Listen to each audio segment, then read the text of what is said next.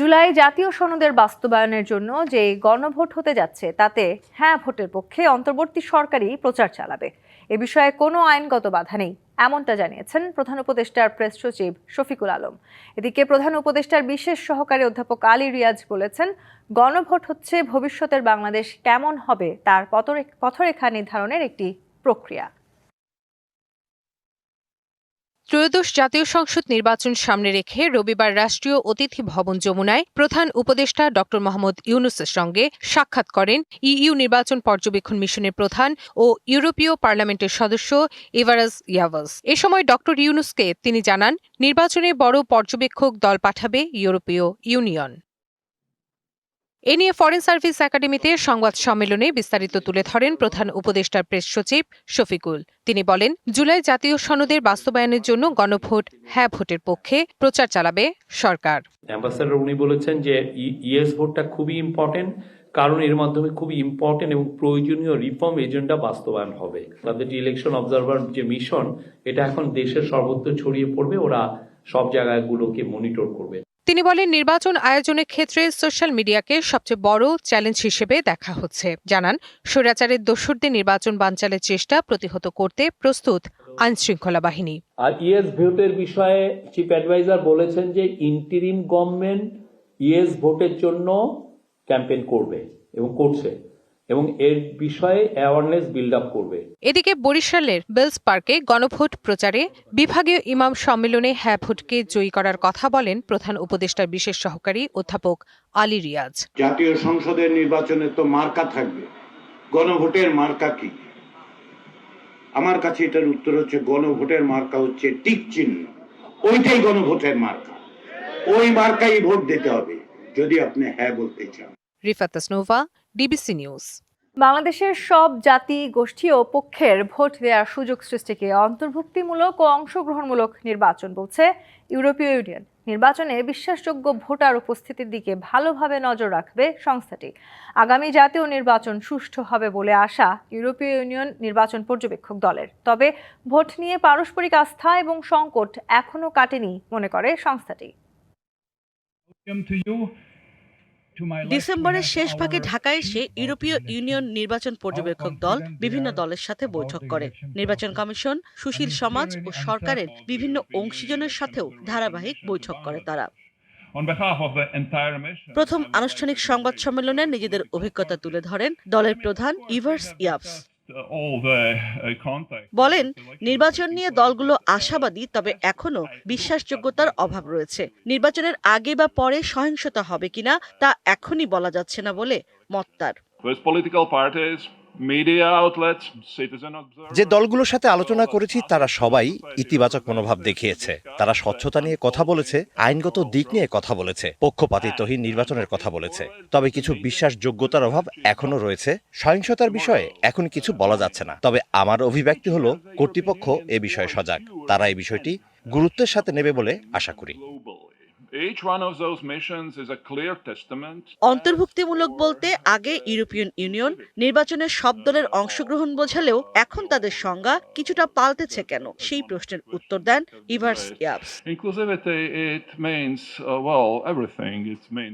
অন্তর্ভুক্তিমূলক বলতে আমরা বুঝি সমাজের সব মানুষের অন্তর্ভুক্তি, যেমন নারী, সংখ্যালঘু এবং ক্ষুদ্র জাতিসত্তার মানুষ ভোটে অংশ নিতে পারছে কিনা।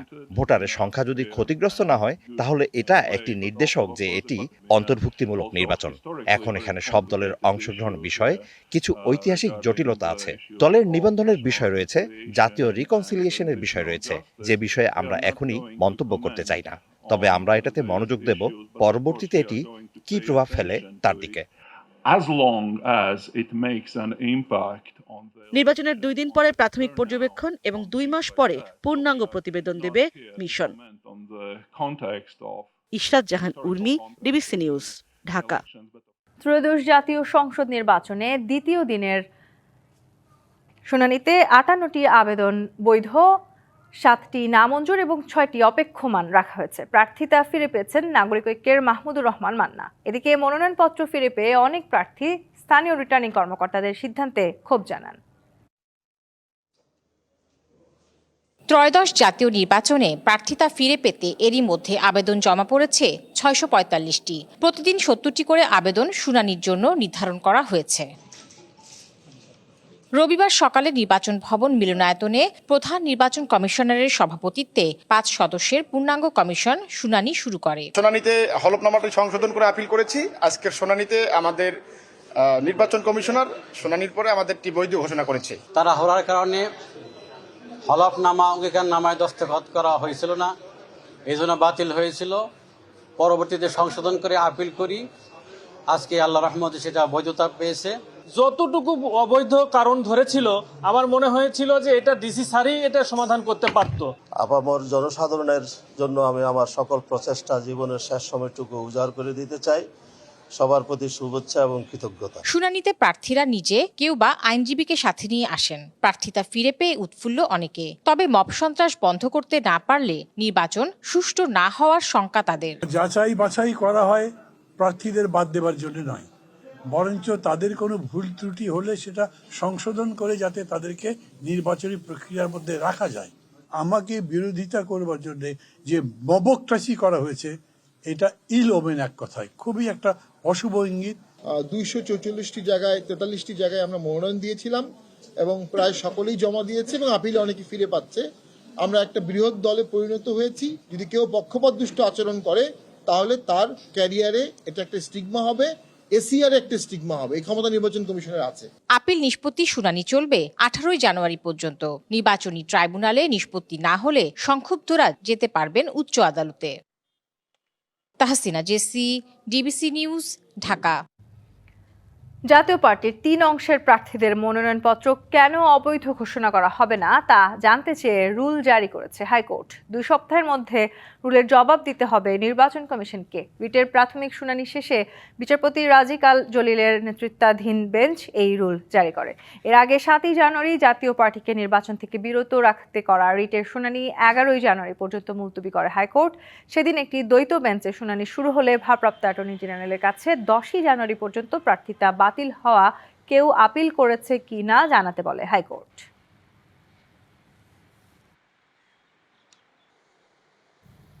2008 সালের নির্বাচনে শেখ হাসিনার সম্পদের যেসব তথ্য হলফনামায় দিয়েছিলেন তাতে মিথ্যা তথ্য ছিল, একথা জানিয়েছেন দুদক চেয়ারম্যান আব্দুল মোমেন। বলেন, তৎকালীন দুদক ও নির্বাচন কমিশন বিষয়টি যথাযথভাবে যাচাই করলে তিনি ওই নির্বাচনে অংশ নেওয়ার যোগ্যতা হারাতেন। দুদক বিটে কর্মরত সাংবাদিকদের সংগঠন রিপোর্টার্স এগেইনস্ট করাপশনের 22 বছরে পদার্পণ উপলক্ষে এক অনুষ্ঠান শেষে সাংবাদিকদের এসব কথা বলেন দুদক চেয়ারম্যান। জানান, হলফনামায় অপ্রদর্শিত অর্থ বা সম্পদের বিষয়ে দুদকের তাৎক্ষণিকভাবে কিছু করার সুযোগ না থাকলেও নিজ নিজ এখতিয়ারে থেকে সম্পদের তথ্য গোপনের বিষয়গুলো খতিয়ে দেখবে দুদক।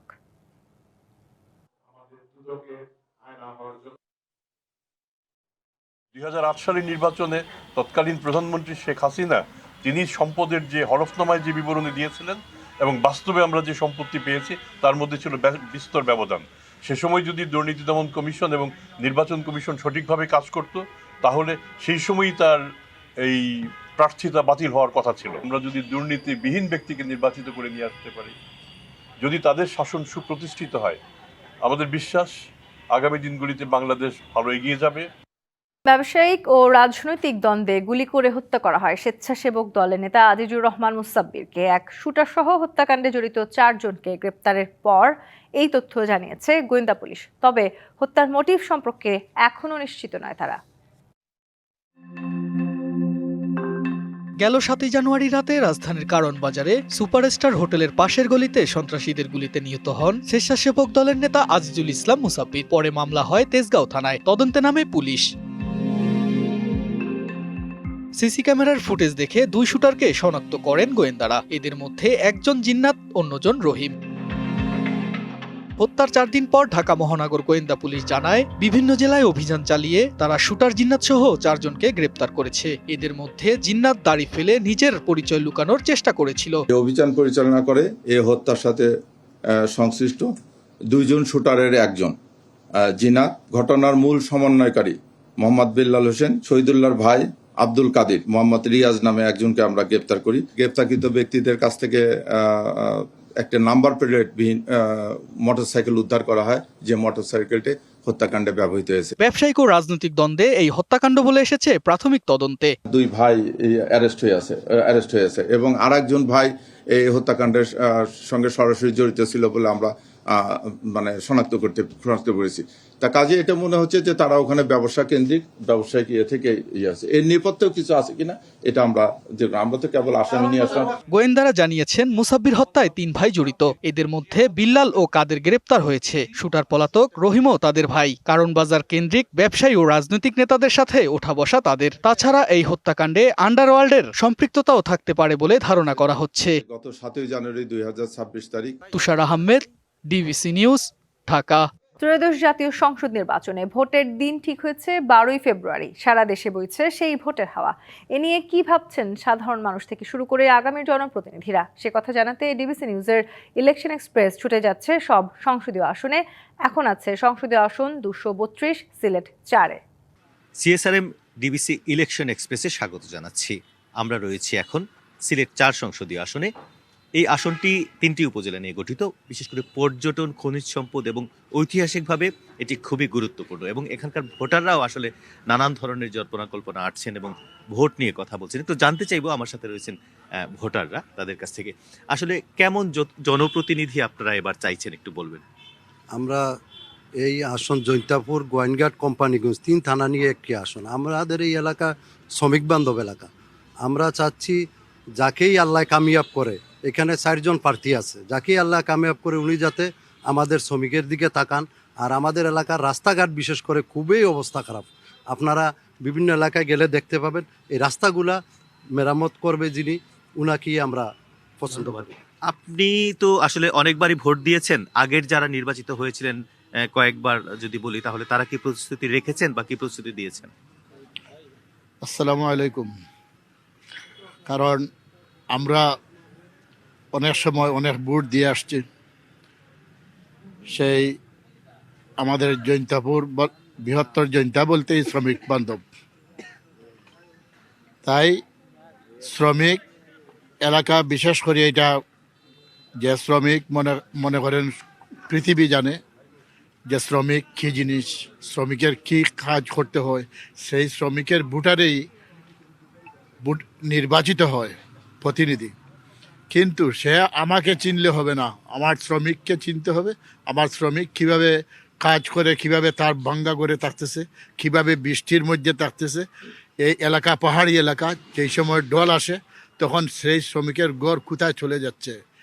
এইভাবে এমন একজন প্রতিনিধি আসুক, সে আমাকে না চিনে, আমার রাস্তা চিনুক, আমার এলাকা ভিত্তিক চিনুক, কোন এলাকায় কিভাবে মানুষ শ্রমজীবী এবং সাধারণ মানুষের কল্যাণে কাজ করুক। আপনি আসলে কেমন জনপ্রতিনিধি চাইছেন বা কি প্রত্যাশা করছেন যারা প্রার্থী তাদের কাছ থেকে?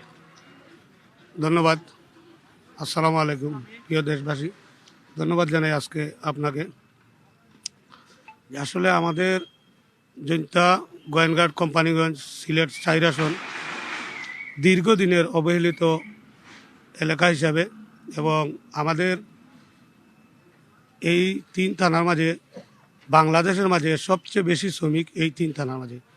2-4টা গড় মিস্টেক হইতে পারে, নাইলে প্রতিটি সমাজে, প্রতিটি গ্রামে, প্রতিটি ঘরের মাঝে শ্রমিক, হোক রিক্সা শ্রমিক, হোক মিশুক শ্রমিক, হোক নৌকা শ্রমিক, বার্কি শ্রমিক, বেলচা শ্রমিক, ট্রাক শ্রমিক, বাস শ্রমিক, সব শ্রমিক দিয়েই আমাদের এই 3টি থানা মাঝে সবচেয়ে বেশি। অর্থাৎ আপনারা চাইছেন যে শ্রমজীবী সাধারণ মানুষের কল্যাণে কাজ করুক যারা নির্বাচিত হবে তারা। একটু এই পাশে আমাদের রয়েছেন কিছু ভোটার, একটু ছোট্ট করে জানতে চাইবো, যে বিষয়টা আগেও জানতে চেয়েছিলাম, যে যারা নির্বাচিত হয়েছেন তারা কি আসলে প্রতিশ্রুতি রেখেছেন? আমরা প্রথমে যে বিষয়টা আমাদের তরুণদের যে পক্ষ থেকে আমাদের যে চাওয়াটা, আমাদের এখানে যে বিষয়টা হচ্ছে বাংলাদেশের মধ্যে প্রথম এই জৈন্তাপুর উপজেলা আমাদের তেল এবং গ্যাস ক্ষেত্রের জন্য এখানে আবিষ্কৃত হয়েছে। কিন্তু আমরা দেখছি আমাদের এই জৈন্তাপুর উপজেলায় কিন্তু আমরা এখন পর্যন্ত গ্যাসের কোনো চালু হয় নাই বাসা বাড়িতে বা এইটা আমাদের যে প্রথম দিকে আমাদের চাওয়া। এবং এখানে দেখা গেছে কর্মসংস্থানের অভাব, অনেক শিক্ষিত বেকার যুবক আছে বা ছেলে মেয়ে আছে, ওনাদের এই যে গ্যাস ক্ষেত্র, এখানে যদি আমাদের চাকরির খুবই এখানে সমস্যা হয়, এখানে বাইরে থেকে লোক নিয়োগ দেওয়া হয়। তো আমরা চাইবো যে এখান থেকে যদি এই স্থানীয় পর্যায়ে লোকজন কর্মসংস্থানের সুযোগ আপনারা চাইছেন, আপনি কি মনে করেন, ছোট্ট করে বলবেন একটু, যে ভোটটা কেমন হবে, কেমন প্রত্যাশা? আমরা অবাধ এবং সুষ্ঠু নিরপেক্ষ ইলেকশন চাচ্ছি এবং যে ইলেকশনে সবাই জনগণ ভোট দিয়ে নির্বাচিত করবে। কিন্তু অতীতে আমরা যারাই নির্বাচিত হয়েছেন কাউকেই আমরা যথাযথভাবে এখানে জনগণকে মূল্যায়ন দিতে দেখিনি।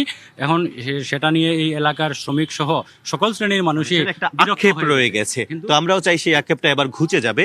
সিএসআরএম ডিবিসি ইলেকশন এক্সপ্রেসে সিলেট 4-এর সাধারণ ভোটাররা বলছিলেন যাতে শ্রমজীবী মানুষের জন্য কাজ করেন যারা নির্বাচিত হবেন তারা, কিংবা যারা প্রতিশ্রুতি দিচ্ছেন তারা, এবং বিশেষ করে পর্যটনের উন্নয়ন এবং খনিজ সম্পদের যে এলাকাটা, এই এলাকায় যাতে সেই কাজে সম্পৃক্ত করা হয় সাধারণ মানুষদের। সর্বোপরি একটা সুষ্ঠু, সুন্দর, অবাধ, নিরপেক্ষ নির্বাচন তারা প্রত্যাশা করছেন। দর্শক, জৈন্তাপুর কিংবা কোম্পানিগঞ্জ এবং গোয়াইনঘাট এলাকার যে আসন, সেই আসনের মানুষের ভোটের ভাবনাও জানাচ্ছিলাম। ডিবিসি নিউজের সাথেই থাকুন। চলতি বছরের হজ ফ্লাইট শুরু হচ্ছে আগামী 18 এপ্রিল। এ বিষয়ে হজ এজেন্সি ও হজ যাত্রী পরিবহনকারী এয়ারলাইন্সগুলোকে সৌদি আরব সরকারের নির্দেশনা এবং হজ প্যাকেজ ও গাইডলাইন কঠোরভাবে মেনে চলার নির্দেশ দিয়েছে ধর্ম মন্ত্রণালয়। রবিবার এজেন্সি মালিকদের পাশাপাশি 3টি এয়ারলাইন্সের কাছে চিঠি পাঠানো হয়। এতে জানানো হয়, চলতি বছরের হজ যাত্রীদের প্রি হজ ফ্লাইট 18 এপ্রিল থেকে শুরু হবে। সৌদি সরকারের নির্দেশনা অনুযায়ী একই সার্ভিস কোম্পানির আওতাভুক্ত হজ যাত্রীদের একই ফ্লাইটে সৌদি আরবে পাঠাতে হবে। এছাড়া হজ প্যাকেজ ও গাইডলাইন 2026 অনুযায়ী প্রত্যেক হজ এজেন্সির মোট হজ যাত্রীর অন্তত 20%কে প্রি হজ ফ্লাইটের মধ্যবর্তী পর্যায়ে এবং প্রথম ও শেষ পর্যায়ে অবশিষ্ট হজ যাত্রীর 30 থেকে 50%কে সৌদি আরবে পাঠাতে হবে।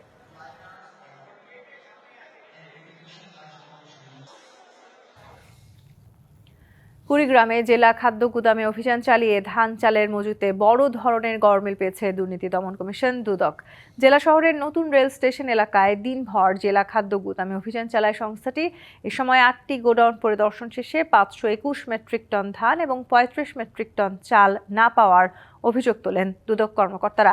অভিযোগের বিষয়ে খাদ্য কর্মকর্তাদের কেউ সদুত্তর দিতে পারেননি। পরে গোডাউন সিলগালা করে দুদক। ধান চাল অন্য স্থানে বিক্রি করে অর্থ আত্মসাৎ সহ একাধিক অভিযোগে দুদকের প্রধান কার্যালয়ের নির্দেশে এই অভিযান হয়। দেশের কয়েক জেলায় বইছে মাঝারি থেকে মৃদু শৈত্যপ্রবাহ। উত্তরের জেলা পঞ্চগড়ে 2 সপ্তাহ ধরে দাপট দেখাচ্ছে শীত। হিমেল বাতাসে কাবু মানুষ। জেলা জুড়ে চলছে মাঝারি শৈত্যপ্রবাহ। দেশের সর্বনিম্ন তাপমাত্রা তেঁতুলিয়ায় রেকর্ড করা হয়েছে 7.3 ডিগ্রি সেলসিয়াস। ঘন কুয়াশায় ঢেকে গেছে পথঘাট। কুয়াশায় কমে গেছে দৃষ্টিসীমা। এদিকে চুয়াডাঙ্গায় 7 দিন ধরে শৈত্যপ্রবাহ অব্যাহত, যা কখনো মাঝারি আবার কখনো মৃদু। তাপমাত্রা নেমেছে 8.6 ডিগ্রিতে। কনকনে শীতে দুর্বিষহ হয়ে উঠেছে জনজীবন। হিমেল বাতাসের কারণে শীতের তীব্রতা বেশি অনুভূত হচ্ছে। স্থবির হয়ে পড়েছে স্বাভাবিক জীবনযাপন। ঘন কুয়াশার ভোগান্তিতে দিনমজুর ও ছিন্নমূল জনগোষ্ঠী। খুব প্রয়োজন ছাড়া মানুষ ঘর থেকে বের হচ্ছেন না। শীতের কারণে কর্মহীন হয়ে পড়েছেন অনেকে। ব্যাহত হচ্ছে কৃষিকাজ। কুড়িগ্রামের ওপর দিয়ে বয়ে যাচ্ছে মৃদু শৈত্যপ্রবাহ। গতকাল তাপমাত্রা সামান্য বাড়লেও আজ কমে মৃদুতে পরিণত হয়েছে। সর্বনিম্ন তাপমাত্রা রেকর্ড করা হয়েছে 9.8 ডিগ্রি সেলসিয়াস। বেশি দুর্ভোগে আছে নদ নদী তীরবর্তী এলাকার মানুষ। ডিবিসি সংবাদে এই ছিল এখনকার মতো। ডিবিসি নিউজের সংবাদগুলো পড়তে ভিজিট করুন dbcnews.tv আর ভিজিট করুন ডিবিসি নিউজের ফেসবুক পেজ এবং ইউটিউব চ্যানেল। ডিবিসির সঙ্গেই থাকুন।